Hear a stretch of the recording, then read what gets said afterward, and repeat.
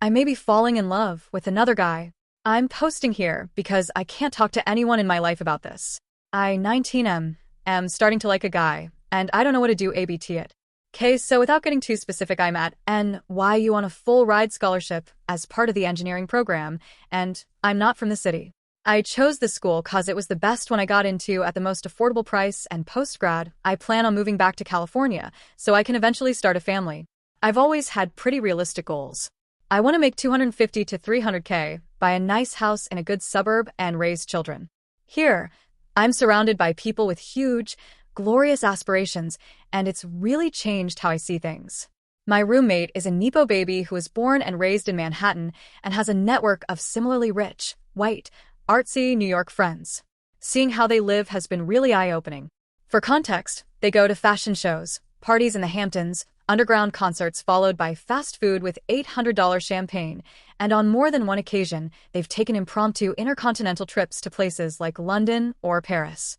For the most part, his friends are vapid morons who live to spend their parents' money, wear weird clothing, and gossip about other people they know. Sharing a dorm with this guy, I've been forced to spend a good amount of time with his group, and one member is different. We'll call him Benji. He shares the same patrician background the rest of them do. Born to East Side art world royalty, private school, country house, etc., but somehow he was way more grounded and a lot smarter. Benji, 19M, was an English major at Columbia, and here's what stood out to me. The first thing I noticed was his messy light brown hair, then his perfectly proportioned face. He wasn't obnoxiously hot in the way of a supermodel, but he was really cute. Thin on the shorter side, but straight passing, not twinkish. Cat-like lips that curled up around the corners, freckles, almond-shaped brown eyes, slightly fucked up teeth, but nothing crazy, and an upturned button nose. He kinda reminded me of a little deer or rabbit. He was also unbelievably witty, the kind of fast-talking, almost rehearsed cadence you only ever hear on TV shows like Gilmore Girls. The way Benji spoke was so impressive, and he wasn't even trying. We had the type of dynamic that I never thought was possible between two existent individuals. Every time anyone said anything, I found myself getting excited to hear how he'd respond, and never once was I disappointed. If one of our conversations were in a movie, I'd be rolling my eyes at how unrealistic it was and telling the person next to me that no one is this quick-witted in real life. I literally cannot comprehend how it's possible for a human brain to operate like his does. It's not an exaggeration to say this kid was easily the smartest person I'd ever met. It was legitimately difficult to believe he didn't script every conversation beforehand, then run it through a rigorous editing process and hand it to ChatGPT requesting to make it 10x quippier. His body language was also sorta hypnotizing. All his outfits followed the same formula: wide-leg loose-fit black pants, a tight long-sleeve shirt under a baggy short sleeve, or an oversized hoodie and busted sneakers. He didn't try to show off, and he never felt the need to try and make himself seem more interesting through clothes cause he was such a unique character already. He would swing his arms around when walking and use them really expressively when he got passionate, the way slightly drunk women often do. Benji did have a snobbish streak, but he was flawed and self-aware of that, which only made him more attractive. He was super outgoing, and he teased me ruthlessly but never crossed any serious lines. Conversely, I'm very reserved and super introverted. I have like 2 friends and I stay inside alone 90% of the time.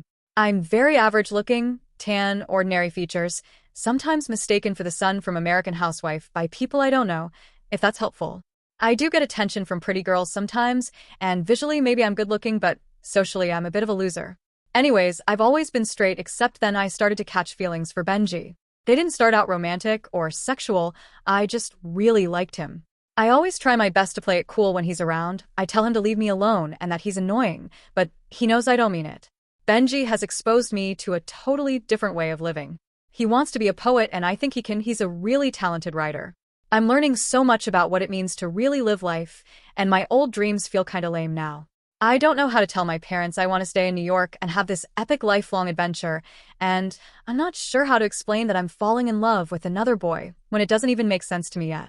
I can't go back to what I knew before without feeling like I'm missing out on all the amazing things the world has to offer, and I'm not gay, definitely still into women, but I think Benji likes me too, and I want to give it a shot. I just don't like the idea of being in a relationship with someone of the same sex. Also, speaking of sex, I can't stop thinking about him in that context. He keeps doing subtle suggestive things that drive me crazy. He'll get ice cream in a cup, fully knowing we have no spoons, then E'd W his fingers. Once I was on my computer, and he crept up behind me and started giving me a scalp massage. No one else in the room thought it was weird cause he constantly did funny things like that, but I could feel the intention in his fingers. Not to get weird, but I'm just really torn up over this. I've genuinely never met someone so special, and I don't want to lose him. I'd never tell him this to his face, but he is quite literally 1 in 8 billion. I'm confident there's nobody on the face of this planet that can match his verbal acumen. I've met so many clever people in my time at NYU, and I maintain nobody is as sharp as he is. I've read a lot too.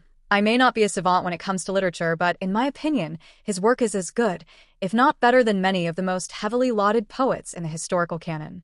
This probably sounds like hyperbole, but I guarantee if you got 5 minutes to speak with him, you'd understand exactly what I mean. Please help. How do I move forward? I'm thinking about breaking up with my girlfriend. Should I? Hi, everyone. I'm not sure how to say all this without rambling, so I'll do my best to keep it clear. I, 27M, have been dating my girlfriend, let's call her Chelsea, 24F, for almost a year, but before I've been friends with her for a year. We clicked really well. Similar interests, compatible personalities. I thought we were the most perfect match. About 3 months ago, after 8 months of officially dating, we moved in together. At first, all was great. Then she started her period, and things changed. My dad once told me that women can experience emotional ups and downs due to hormonal changes, and that if you treat your partner well and with patience, things usually work out. I took that advice to heart. I'd also seen those silly TikToks and YouTube videos like Anxiety Couple, where the Scott and Jaden and prepare for Hades' period like it's a natural disaster. I know it's all exaggerated for laughs, but lately it started to feel all too real. Every month when Chelsea gets her period, she becomes someone else. She gets irritable, critical, and sometimes outright mean. I'm trying my best to support her by making dinner, cleaning, getting her favorite snacks, preparing her heating pads, giving her space when she wants it. Nothing ever seems to be right. I try asking how I can help or what she needs, but she'll often just shrug or say, I don't know. And if I get something wrong, I hear her say things under her breath like, if you really loved me, you'd know, or maybe I should have chosen someone else. It feels like no matter what I do, I can't win. I feel like I'm walking on eggshells, actually no, a minefield, where everything I do has the potential to set her off. Then when it's over, she goes back to being her usual sweet self. And like clockwork, I forget how hard it was. I reached my breaking point recently. It was when I asked her again, how can I get this right? And then she told me there are just some things you should know how to do. That was when I broke and just almost in tears said, I'm doing my best to help you. I ask what you need. I try to do things your way, and I'm constantly being put down like an incompetent servant. I get that you're not feeling well, but I don't deserve to be treated like I'm worthless. All she told me was quit being a baby. Then she turned over and went to sleep. I ended up sleeping on the couch that night and have been there since. I told her, if I'm so bad at everything, maybe you should just do it all yourself. She didn't respond. I don't know at all where this Chelsea came from. She didn't seem to be like this before we moved in. I did notice that she sometimes had to cancel plans during her period due to pain or fatigue, and I totally understand that. I have a sister, and when she first started, there were moments that she just had to stay in bed, so I understood. But when Chelsea was able to go out with me, she seemed to make an effort to stay happy and make me happy. At first, I thought things would just get better, but now I'm really unsure. I've realized that marriage wouldn't make this problem go away, and this is something that I do not want to deal with for the rest of my life. Tomorrow, I'll probably just end it and then find a hotel to stay at. Has anyone been through something similar?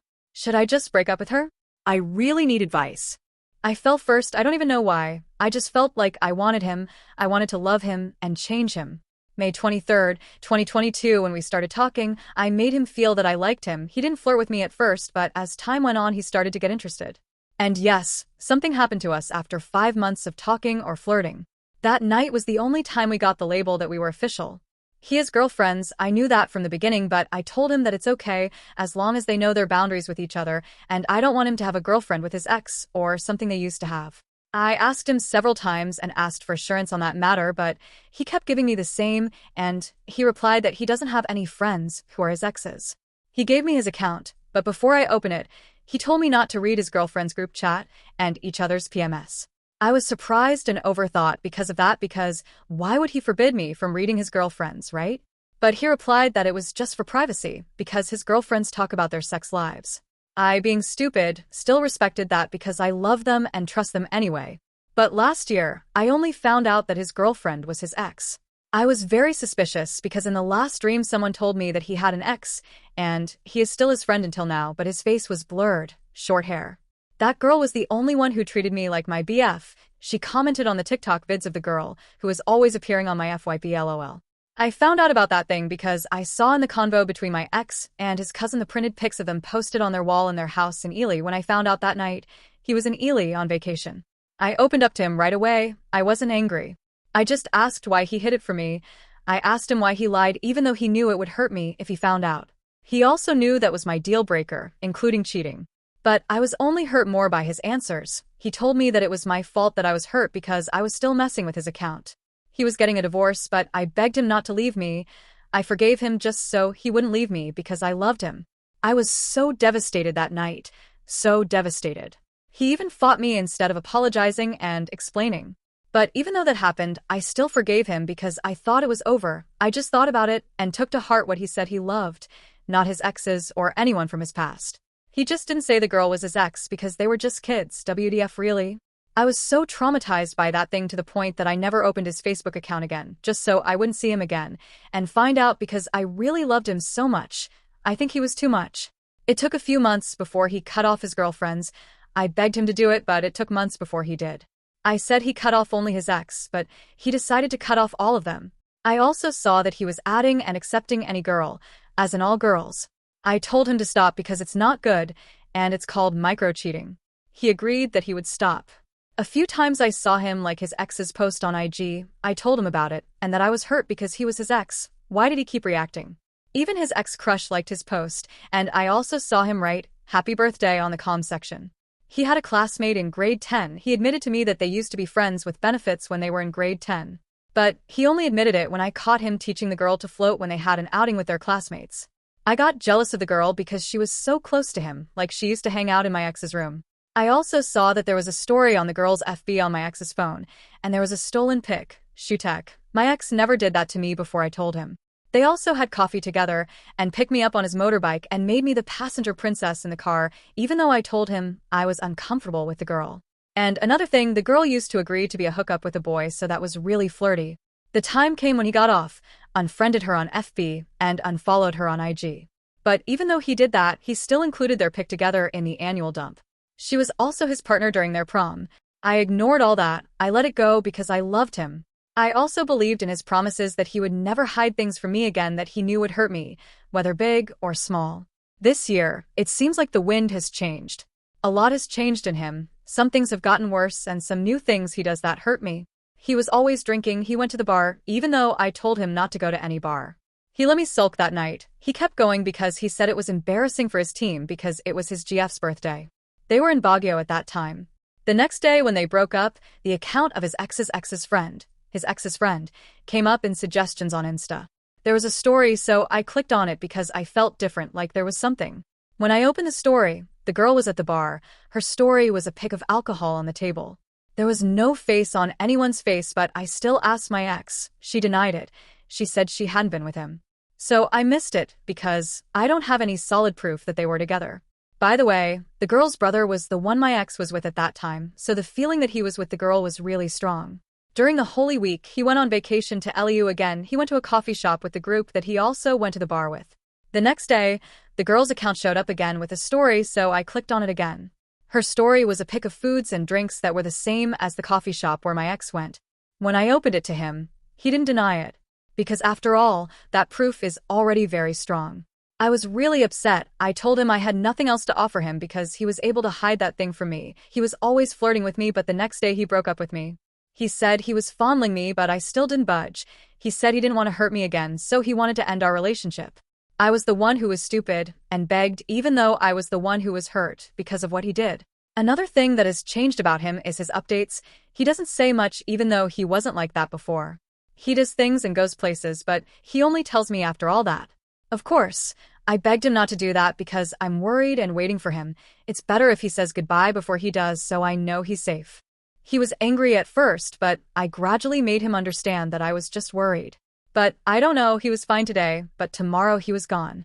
It just kept happening. Whenever I tell him about the things he needs to change, he always pulls away. He says there's no progress in our relationship. He's the one who really wants to say that, but he's the one who doesn't change. He told me to just tell him what he needed to do and change so he wouldn't hurt me anymore, so he could learn to love me properly. But when I told him everything, he just made me feel like I was too demanding, that he couldn't even give me the bare minimum. There are nights when I still overthink, because what if he still does the things I don't want him to do on his FB, the micro-cheating? So I took his FB account again. I talked to him properly while asking for that thing, but he just got angry. He said I would cheat again so that we could have a fight again. I said, there's nothing to fight about if he's not doing anything bad, or hiding anything from me. But no matter how much I begged him, he didn't give in. I just let him go again because I love him, and somehow I still have a lot of trust in him. But because of what he showed and treated me, on May 26th, I borrowed my friend's dummy account to chat with my ex, a loyalty test, so to speak. He didn't help me when I asked for help for my peace of mind, so I'll do something to prove all my suspicions, whether they're right or wrong. I said hi in the chat. He replied, which surprised me, because before he would reply to someone, he would first tell me and ask if I could reply. I told him in the chat that I was interested in meeting him like that, but he didn't reply to my chat to answer whether it was possible or not, because he already has a girlfriend. He even replies to the dummy account before me. He was out drinking that night. He said he couldn't reply to me. But why is he replying to the dummy account? That's why the pain I feel is so bad, WHDNHS. He told me that someone was chatting with him. He said there was a weirdo chatting with him. He said he was annoyed. I was dead angry, of course. I asked why the person chatting with him was weird, why he replied, why he didn't tell me right away if it was a man or a woman.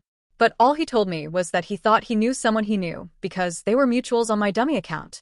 I also told him that he wasn't sure. Even if he saw that the person he knew was a mutual friend on the dummy account, why did he still reply? He shouldn't reply to that, especially to a random girl. I sent him a screenshot of the entire convo, but he didn't send it. He said it was nothing and it wasn't important. Why would he send it anyway? He said he wouldn't see anything. I said if it was nothing, why couldn't he send it to me? I'm just overthinking it. But nothing, he didn't budge. He was still angry. All he sent was a screenshot of their last conversation. What's even more painful is that he deleted a chat on the dummy account, which is when I asked him if he was also interested in talking on the chat. I argued again and tried to send their entire convo, but nothing happened. So I didn't reply to him for about an hour, that time to think about my decision. In the end, I still chose to end our relationship because I couldn't tolerate his micro-cheating, his hurt, his broken promises anymore. It's just really painful. He didn't even beg me once just to not leave him. I didn't receive any remorse for what he did to me. He immediately replied to my long message about breaking up with him. Okay. If I don't find a way to confirm that he's cheating on me, I'll remain blind. It hurts to love someone when they can't take care of you. You feel the same way. We ended well anyway because I didn't make him feel angry. I was still kind. I still wished for him to be better somehow. He told me that he needed to be better first so that he would be deserving of me. I believed him. I believed that was the reason why he just let me leave him. A few days after our breakup, I saw a girl react to my ex's post, which also caused me to overthink. He followed me on IG before. I asked who and why he followed me. His only answer to me was that he didn't know how he followed me, that he didn't know me. What was that? Did he accidentally press his hand while he was sleeping? He immediately unfollowed me, gave me assurance not to overthink it anymore, so I skipped it again. But I found out that the girl was a friend of my ex's classmate, so it occurred to me that he met the girl because of his group. What's even more painful is that wherever my ex went to the gym, the girl also went to the gym, so I overthought it even more because even though I begged her to just change gyms because I was uncomfortable, she still wouldn't do it. I just let it all go again because I love you and I trust you. I'm so kind and stupid. I'll admit that. So here it is. The night I saw the girl react to my ex's post, I asked her. Why she became his friend on FB now, but not before. Her answer was, I broke up with her. Why am I still controlling her? Why am I still demanding? She told me that he can do whatever he wants because we are no longer together. So I was hurt more. Because it wasn't demanding and controlling, I was just telling him and making him feel that I thought that's why he didn't pursue me when I was breaking up, because he wanted to be better first, he wanted to change first. I told him that I broke up with him so that he could change, not make his mistakes worse. I broke up with him so that he could learn to stop doing the same things that caused me to leave.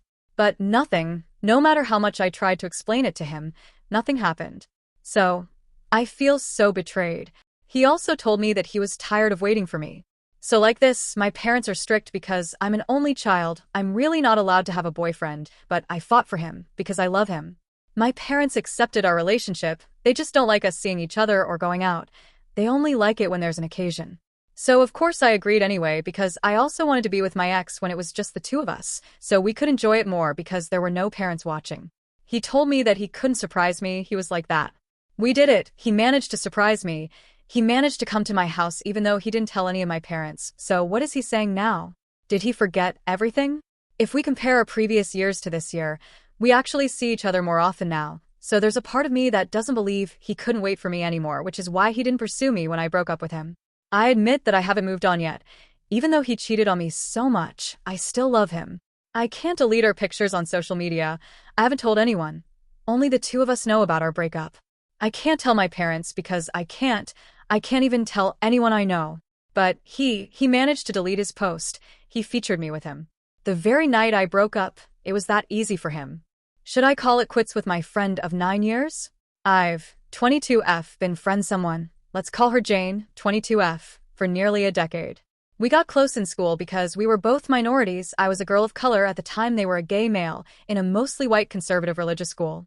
We bonded over feeling somewhat ostracized by our environment, and remained friends through high school and now college. Last year, Jane came out to me as trans. I told her that I fully supported her and would be there for whatever she needed. However, as she started to transition, she started saying things that just really rubbed me the wrong way. For example, she's constantly saying, I can't wait until I'm cis-passing so that I don't have to pay for things when I'm out anymore, or I can't wait until I'm cis-passing so that no one expects me to do anything but be pretty. That's just 2 examples. Everything she says about how life will be when she's passing just sounds like some fantasy world where women live these perfect easy lives, and none of it is rooted in reality. It's super offensive to me that she seems to think that's all womanhood is, and that it's just a cakewalk soft life compared to being a man. If I had known she held such misogynistic, one-dimensional beliefs about women all along, I never would have become her friend in the first place. My real breaking point was a few weeks ago. I was born with a chronic disease, and recently I've had to switch medicines, so everyday tasks are becoming a little more difficult while my body gets used to it. I was telling her about how I was devastated that this is what my life was like, that I was terrified of dying young, and that I just really wish that I could have been born in a healthy body. Her response was that she was going through the same thing because she wishes she could have been born a girl. Ever since then, everything she says or does has just started to annoy me. I don't care to hear about her transition. I don't even really care to hear about her life at all. Pretty much everything she says now, no matter how innocuous, irritates me a little. She recently commented on how I've been more distant, but I just don't know what to say. I certainly don't want to hurt her feelings, but I can't help but view her as a self-centered misogynist who thinks she can't be misogynistic because she's a girl.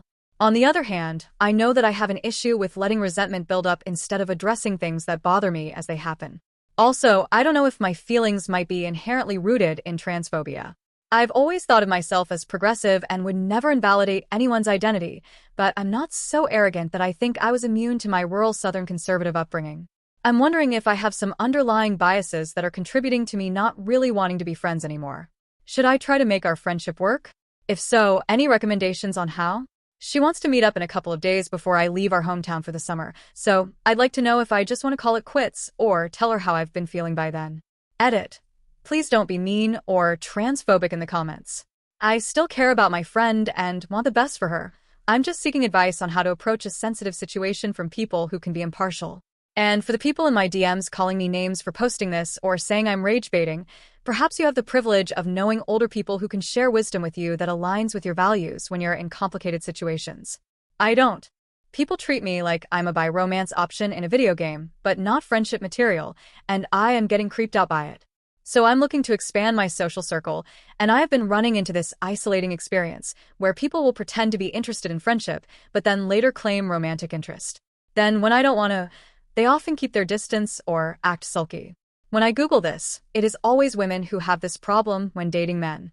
However, I am a bi-cis woman who prefer women-only queer and alt communities, so this happens just as often to me with women as with men, and it is not during dating but during normal social group hangouts.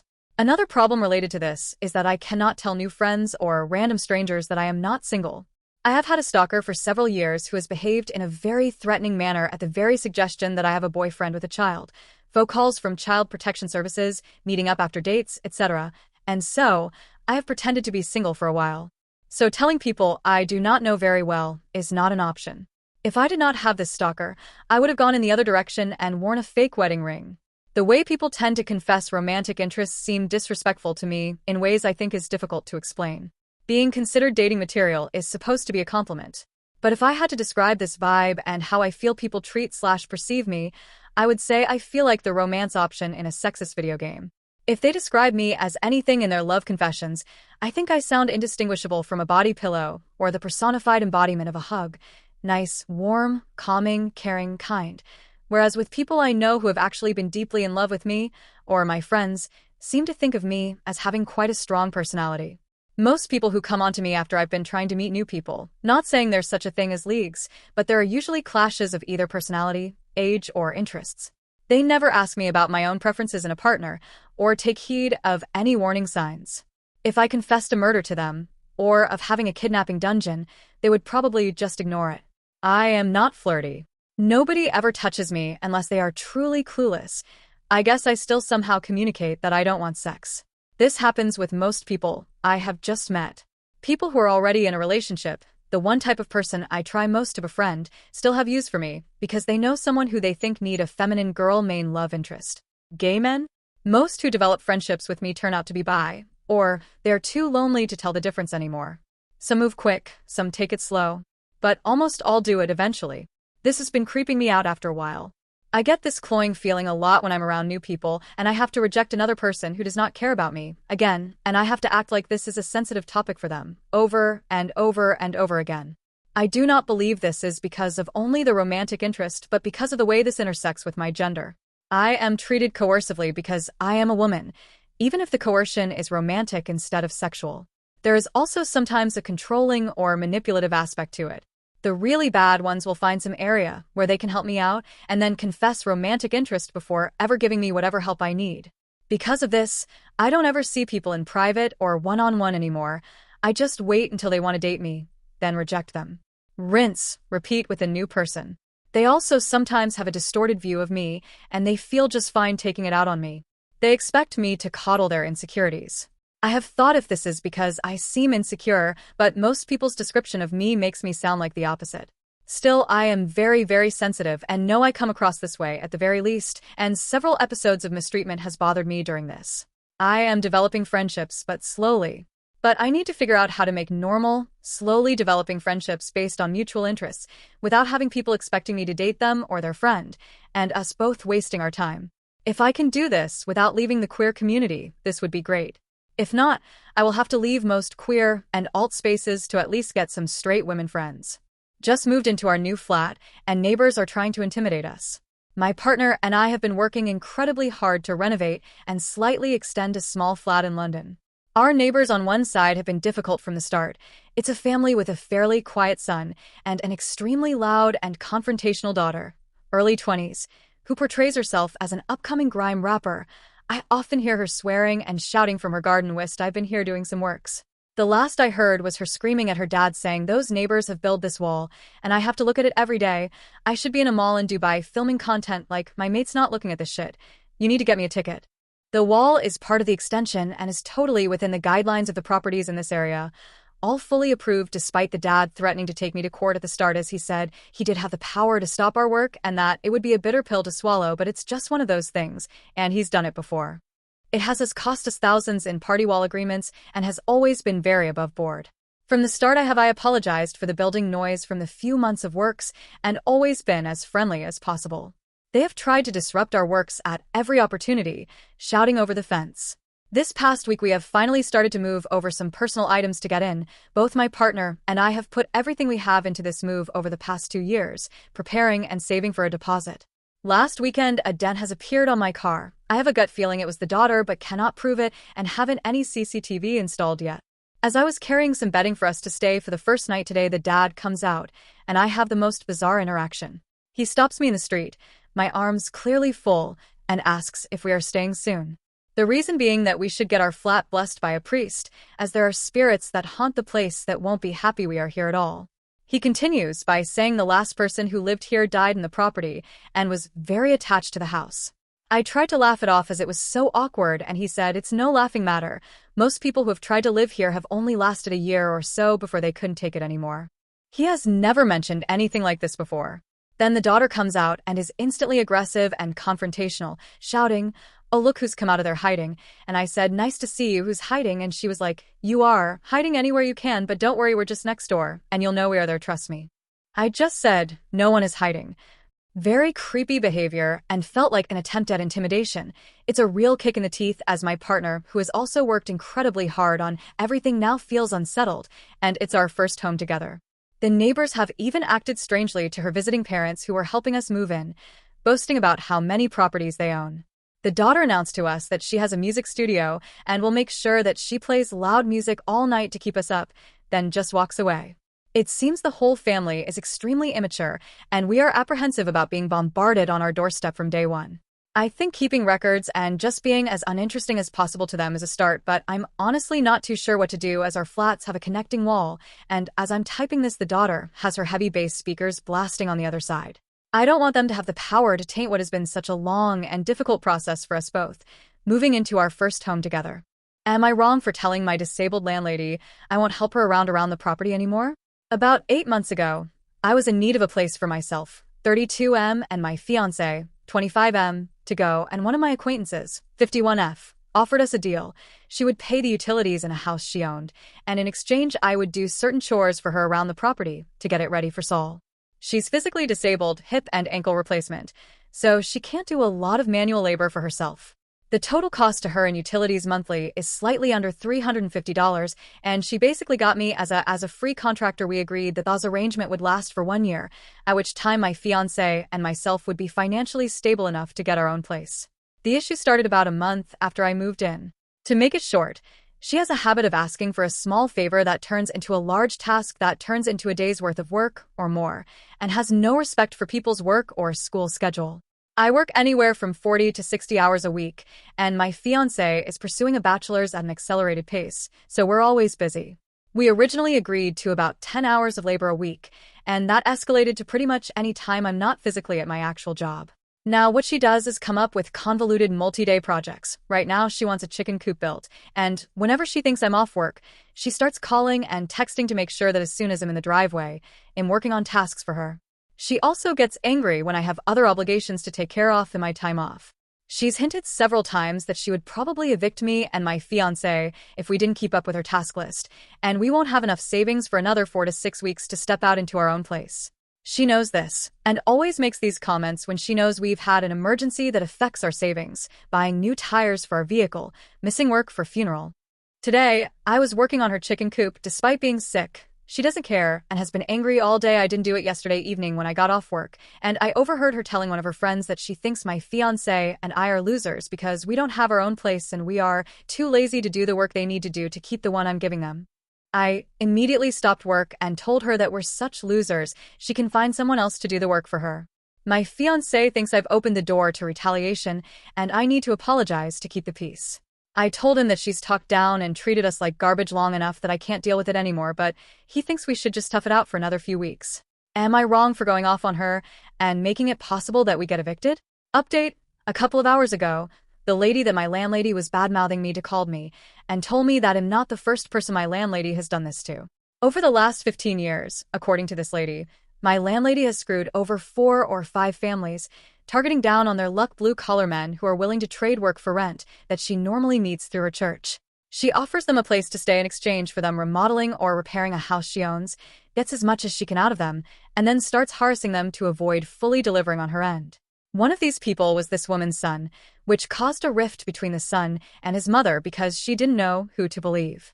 In my case, she didn't want to wait the full year before she made her profit from the sale. Another guy got run off because she promised him 6 months in exchange for roofing work, and she wanted to rent the property out for cash as soon as he got done. I've been put into contact with a couple of these past tenants, and 2 of them have told me they'll show up in court on my behalf if she tries anything shady, like an eviction. I plan on not saying anything, but if she tries to take me to court, I intend to countersue, and I've got people willing to back me up. Am I wrong for shutting down my wife's idea? For some context, the story starts last year at our 7-year-old son's birthday party. I, 32M, and my wife, 32F, held the party at our home. We decided to leave the bulk of the planning to my wife, as she loves this kind of thing, and wanted to take the reins. I had no reason to doubt any of her plans, as she did a great job with our past parties. I handled invites, food orders, and anything else she needed me to do. To her credit, she did a great job with the party itself. Everything ran smoothly, and the kids had a great time. Until she brought out the party favors that she had kept a surprise for me. They came out when our friend had to leave with her daughter right after the cake. Before she could, my wife went into the back room and came out with a bag, the biggest grin on her face. What was inside the bag, you ask? A small tetra fish from the pet store, to be given as a party favor. My friend was flabbergasted. Her daughter's face beamed with excitement at the sight of her new pet. Mommy, I've always wanted a fish. My friend was at a loss for words, only glaring at me. She declined the fish, walking out of the party while her daughter clung to her, throwing a tantrum about turning down her new pet. Obviously, the chaos caused a scene, as all the children now knew about the fish. Every single parent in the room was pissed. Glaring, muttering, the whole works. What are we going to tell our kids? Great, now I have to get a fish tank. Most parents obliged and reluctantly accepted the fish. The whole time, my wife was elated at the sight of the happy children, oblivious to how their parents reacted. We ended up having to take a few fish home that had been turned down, meaning we also had to buy a tank. My wife couldn't understand why anyone would pass up a wonderful 50-cent fish she grabbed this morning from PetSmart. Fast forward to now, 1 year later. It's a month away from my son's 8th birthday party, and my wife broached the topic of party favors. She exclaimed that we should hand out fish again. The kids loved it. It was a hit last year. I do not want to go through this again. Several of my friends who were at the party complained about having to take care of these fish, being put in a situation where they felt pressured to accept the gift to avoid upsetting their child. They had never received such a ridiculous party favor, and they wouldn't be attending if this was the case again. Not to mention, this feels horribly abusive to the fish who now have owners who don't want them. My wife brushed all of this off, saying that the parents were being selfish for not thinking about what makes the kids happy.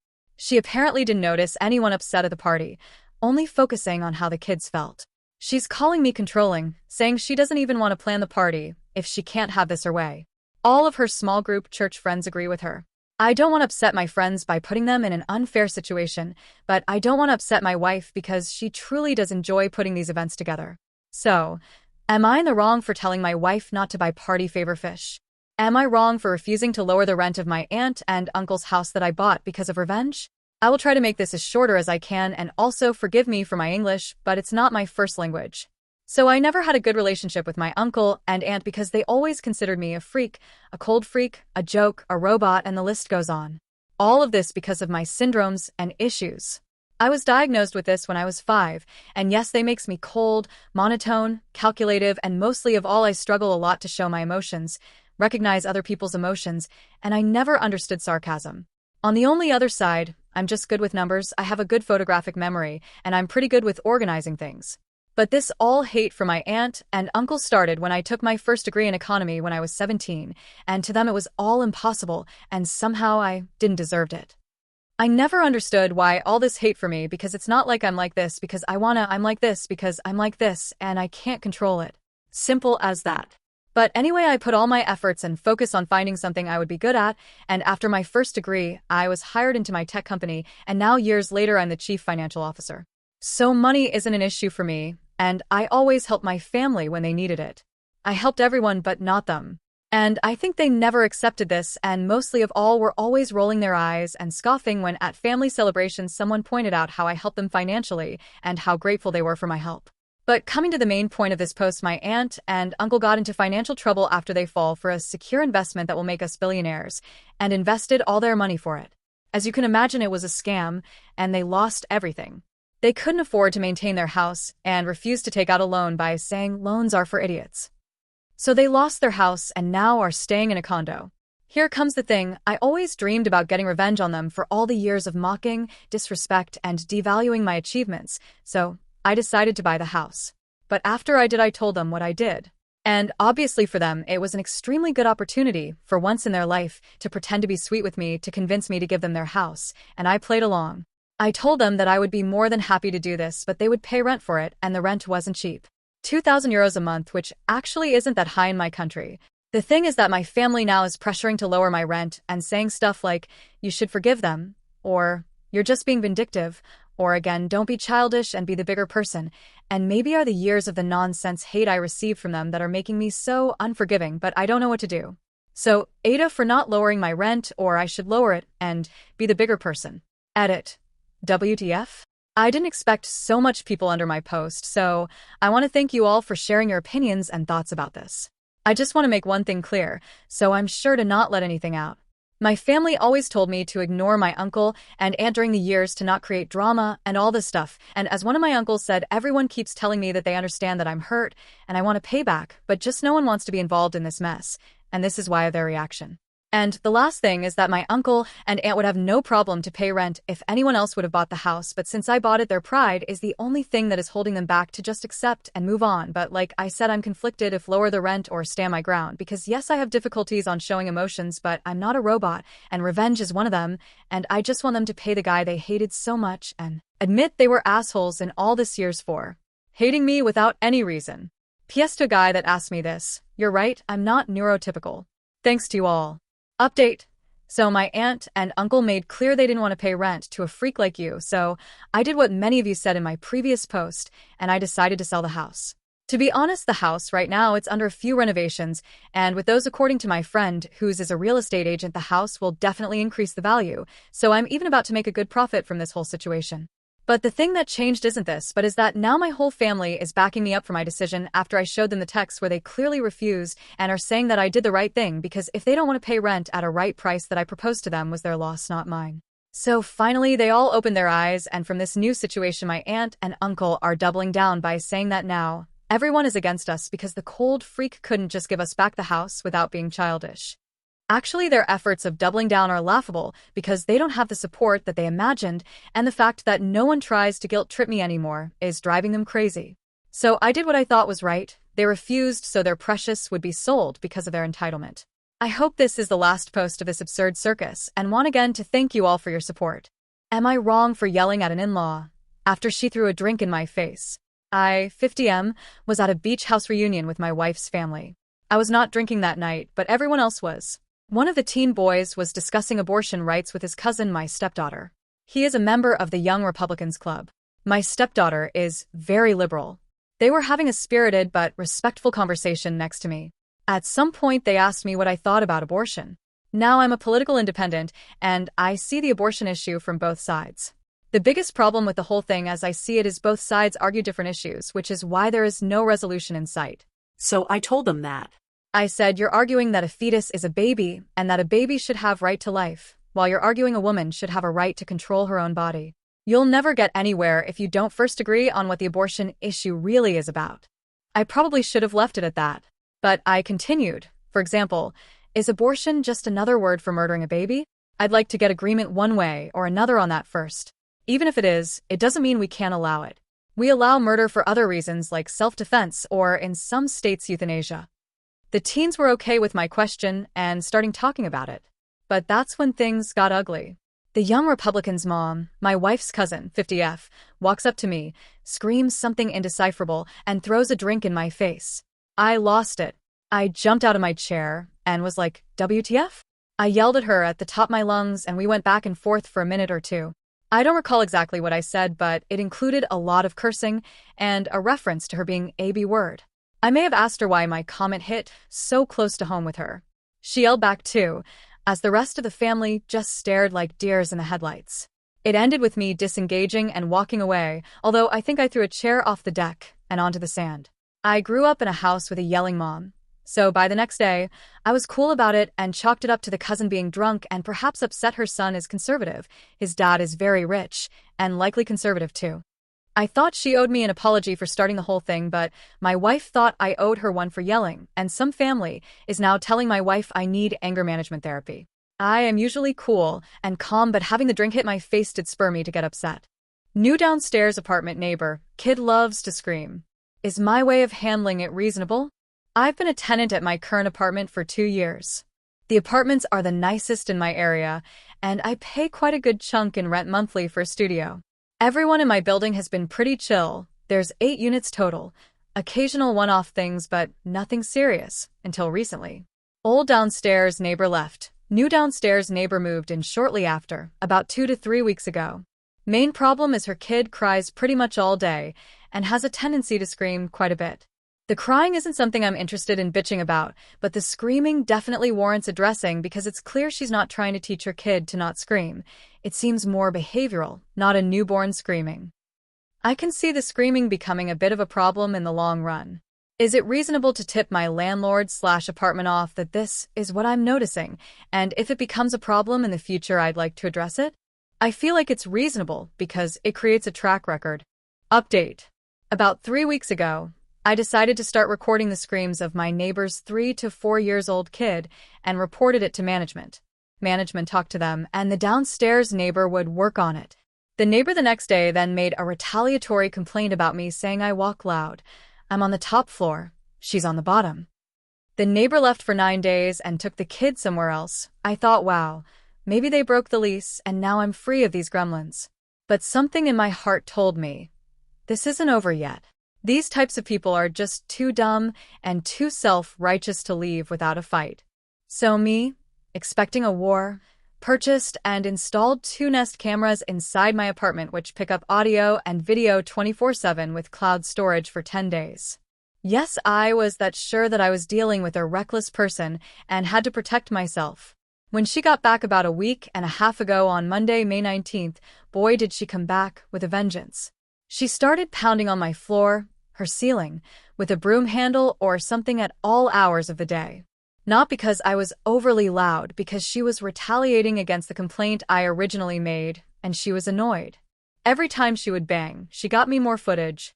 It's funny, because in the videos I would narrate myself explaining the entire situation while she was banging on my floor. Sometimes I'd be in the kitchen eating a sausage, egg, and cheese croissant, walk over to the camera, and start saying, yes, today is the 5th of May at 3:02 p.m. As you can clearly hear, my neighbors downstairs are banging in retaliation to a noise complaint I submitted about them, and just go on these mini rants to the camera. Then things escalated on Sunday, and she would not stop pounding on my floor around 10:30 p.m. She would 6 to 8 pound times, chill for a bit, then go right back to it. I have to say, I admire her consistency. But I had enough at this point. I don't pay $1,300 a month in rent to deal with this shit. So I called the non-emergency police line, waited for 45 minutes outside my apartment, and let the cops in to ask her what's going on with the noise. She refused to answer the door to the police, but I still got a police incident number and planned to pick the police incident up in paper form in person on Tuesday, because the police station documentation office is not open on Memorial Day Monday. So the next day goes by, and it's Monday, May 26th. I hear some loud knocking on my front door. Strange. Maybe it's the gremlins finally coming to confront me. I ignore it for a minute and it keeps going on. So I said go away, while showing the Nest camera a timestamp of my phone in case it was them. Then they announced they were from the police department. Fuck. I opened the door and said, hi guys, what's up? And they said, we're here on a call regarding your interactions with the female downstairs. And I said, are you talking about the incident from yesterday? And they said, no, this is about today. She called dispatch about you 5 minutes ago. Can we please come in? And I said, no, but we can go talk downstairs outside the apartment if you'd like. And I left the door open so the police could see me as I got a shirt on and came down with them. The police asked me what interaction I had with her that day, and I said none, as I've never talked to this woman before in my life. Which is the truth. I've never spoken to her or communicated with her in any way.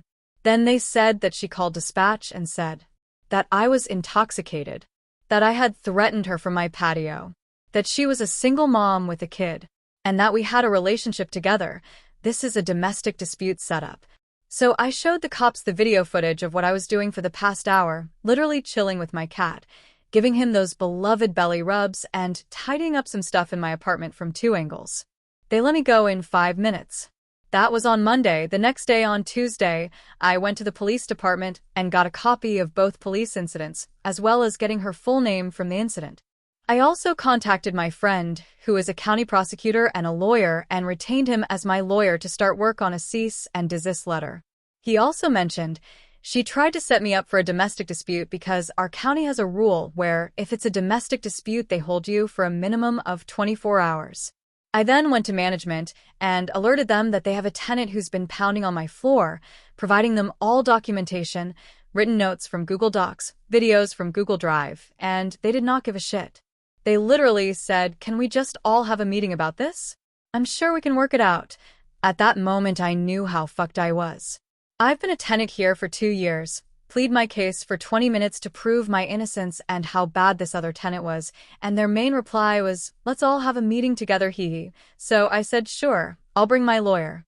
We're just gonna have to ask her why she falsely informed police that I threatened her, so we can pursue legal action against her." "That shouldn't be a problem, right?" They replied. "UHOHNO need to pay, and attorney just to come to this fucking clown show." So, throughout the rest of the week, I've barely been sleeping, maybe 2 or 3 hours a night. I'm just afraid of her saying something more extreme this time, like I'm drunk and have a gun, and the cops kicking my door in and ending my existence. But all evidence is on my Google Drive shared with my lawyer, my family, and an ex that I'm on really good terms with.